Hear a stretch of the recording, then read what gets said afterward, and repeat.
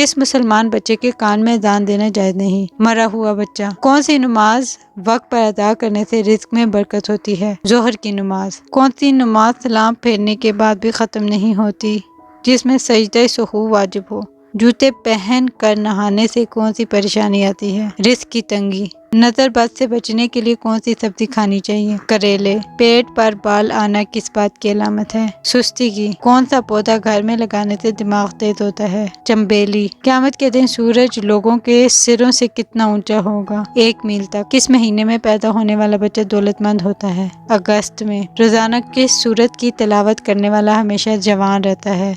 سورۃ الرحمن کی۔ کون سا خواب آنا جلد دولت آنے کی علامت ہے؟ روٹی کھانا۔ دنیا میں سب سے پہلا زلزلہ کس گناہ کی وجہ سے آیا؟ قتل کی وجہ سے۔ کس شاعر نے اپنی تاریخ وفات خود نکالی تھی جو بالکل درست ثابت ہوئی؟ مومن خان مومن نے۔ جہنم میں جانے والا سب سے پہلا شخص کون ہوگا؟ قابیل۔ کون سے نبی نے شیرنی کا دودھ پیا تھا؟